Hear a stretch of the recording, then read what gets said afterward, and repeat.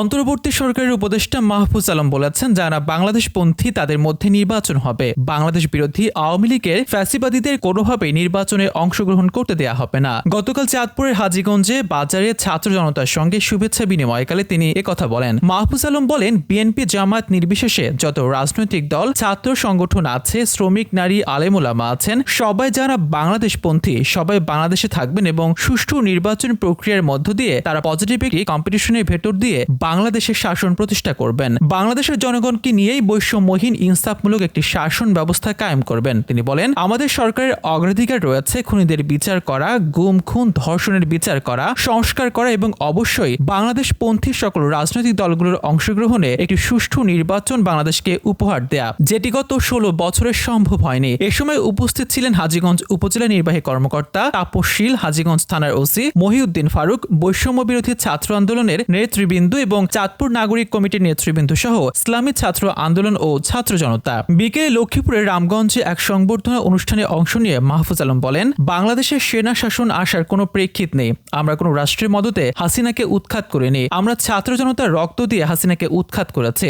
আমাদের কারো তাবেদারি করার দরকার নেই। হাসিনার তাবেদারি করার যে প্রক্রিয়া সেটি নস্যাৎ করে দিয়ে নিজেদের রক্তের বিনিময়ে স্বাধীনতা এনেছে। আমরা কারো কাছে আর মাথা নত করব না। তিনি বলেন, আমরা 3রা অগস্টে বলেছিলাম 1/11 চাই না। 1/11 নিয়ে মিথ্যা ভয় পাওয়ার কিছু নেই। আমরা রাজনৈতিক দলগুলোকে বলবো, আসুন বাংলাদেশ পন্থার মধ্য দিয়ে আমরা যারা ফ্যাসিবাদী বিরোধী শক্তি আছি ঐক্যবদ্ধ হই, সরকারকে সহযোগিতা করে এই সংস্কারগুলো করার জন্য। সংস্কার কার্যক্রম শেষে গণতান্ত্রিক নির্বাচনের মাধ্যমে ক্ষমতা হস্তান্তর করব। রামগঞ্জ সরকারি কলেজ প্রাঙ্গণে সংবর্ধনা অনুষ্ঠানে যোগ দিয়ে এসব কথা বলেন তিনি। মাহফুজ আলম আরো বলেন, আওয়ামী লীগ আবার যদি দিল্লির কোলে আশ্রয় নিয়ে আমাদের দিকে চোখ রাঙাতে চায়, আমরা বসে থাকবো না। শহীদদের পথ অনুসরণ করে আমরা শাহাদতের পথ বেছে নেব। আমরা আবার লড়াই করব। আমরা শুধুমাত্র আওয়ামী লীগের ফ্যাসিস্ট শাসন ব্যবস্থা উৎখাত করে সন্তুষ্ট নই, বরং আওয়ামী লীগ ফ্যাসিজমের যত বৈশিষ্ট্য বিভিন্ন প্রান্তে প্রশাসনের, শিক্ষা ও সাংস্কৃতিক অঙ্গনে রয়ে গেছে তাদেরকেও আমরা বিচারের আওতায় আনবো। তাদেরকে বিচারের আওতায় এনে শহীদের আকাঙ্ক্ষা বাস্তবায়নের দিকে এগিয়ে যাব।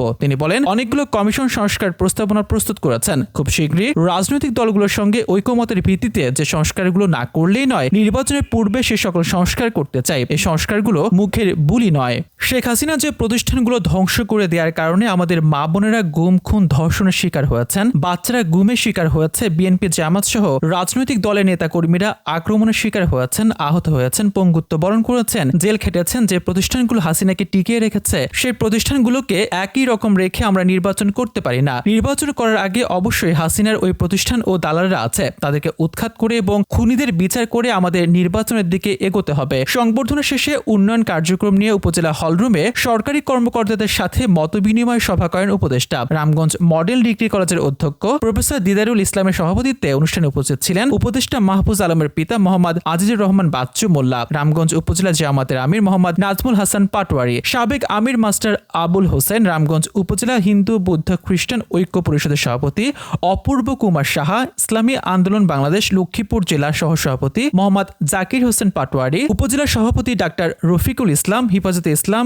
উপজেলা সভাপতি মাওলানা হাফিজ হারুনুর রশিদ সহ বিভিন্ন রাজনৈতিক ও সামাজিক সংগঠনের নেতৃবৃন্দ।